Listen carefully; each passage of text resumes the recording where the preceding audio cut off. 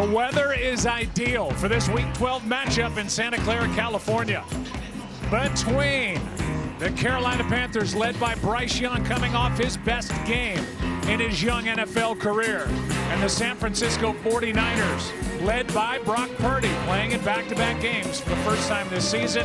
Christian McCaffrey, they use him a lot, leading the league in touches, getting set to go. It's Monday Night Football on ESPN. 3,100 meters, range 55 degrees. The stadium's roaring.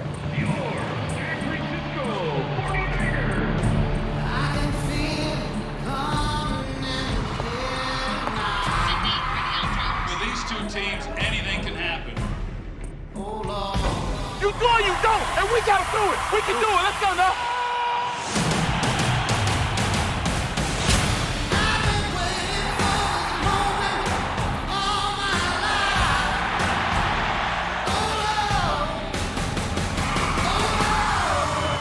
The Panthers, Niners, advancers, climbers, leaders, dimers, leapers, divers. It's Carolina in the Bay. Hut 1, hut 2, hike. Now run the play. Get it. Touchdown 49ers. We get touchdown. Giddy up. Kittle reaching back with one hand.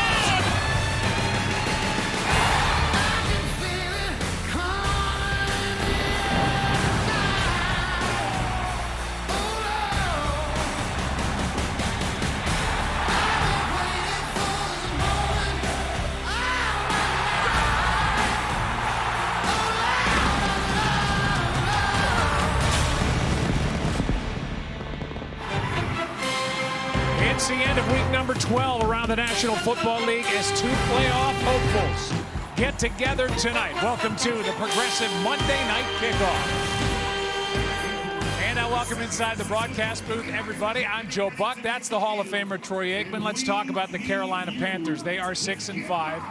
It is year number 2 for head coach Dave Canales. It's year number 3 for young quarterback Bryce Young. They're coming off an overtime win over Atlanta. It really feels like the arrow is pointing up. Well, it's been a long time since the Carolina Panthers have felt this good this late in the season. And you mentioned that record-setting performance last week by Bryce Young. They come into this game, a very important road game against the 49ers, feeling really good about themselves. I'm interested in seeing how Bryce Young comes off of that performance here tonight. Now, talk about Dave Canales and what he's done for this offense and this team in general. They want to run the football, and Rico Dowdle has been a big part of that. He has really injected some life into this offense. He's had a couple subpar performances the last 2 weeks. He's going to have to be a big factor in this game tonight, but so is Bryce Young, and should be a lot of fun watching him. Yeah, for more on Bryce and head coach Dave Canales, we'll send you down to the field and check in for the first time with Laura Rutledge. It's a performance above. It's brought to you by Jersey Mike's. Laura. Well, hey, Joe, this is the biggest game of Bryce Young's pro career, and actually one of his lowest points when he was benched after week 2 by Dave Canales last season has prepared him for this moment. Canales commended the way that Bryce handled everything, saying that even during the benching, he was still leading. He was still working hard on his game. And when he earned this starting job back, he made a statement. This is my team with his actions. They built off of that in the offseason, adding key pieces, Teteroa McMillan as well as Rico Dowdle, and that's paid off. Bryce Young did deal with an ankle injury to his right ankle in the game last week. He went back in the game, but this is what we saw pregame, the ankle heavily taped and doing some ankle mobility exercises. We'll keep an eye on that tonight, Joe, but certainly it's about pain tolerance, and Bryce told us he's ready to go. All right, Laura, thank you. The lights are off behind us in the stadium, but they're still on. For the 49ers, a record of 7-4. There's no Bosa. There's no Fred Warner. There's no Brandon Ayuk. But they've got a great head coach. They've got a really good defensive coordinator, and they believe they've got a shot to do something this season. Yeah, I agree. They're as well coached as any football team in the league. And you look at the 49ers as they were coming into this season, it was a bit of a rebuild. They had lost a number of players. Of course, they didn't plan on losing the guys you mentioned, but yet they've been able to weather that. And they were without their quarterback, Brock Purdy. He returns last week. And they finally got their whole group together offensively for the first time since week 1. It's an optimistic group. They feel that their best football is out ahead of them.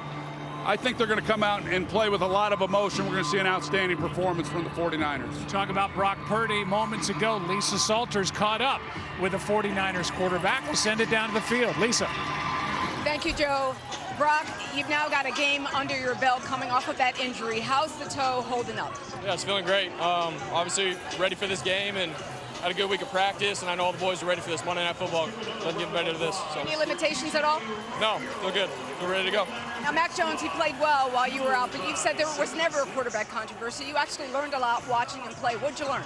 Take what the defense gives you, try to stay on the field, take completions, put drives together, put points up on the board. I mean, simple as that. Mac did a great job of that.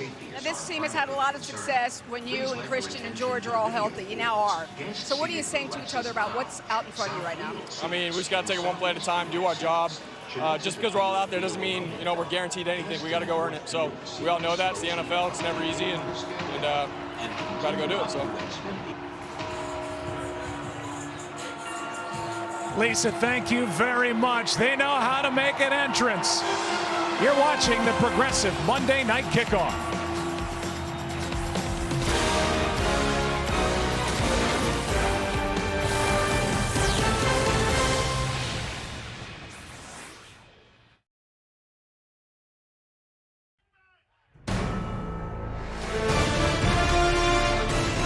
ESPN welcomes you to the following presentation of the National Football League.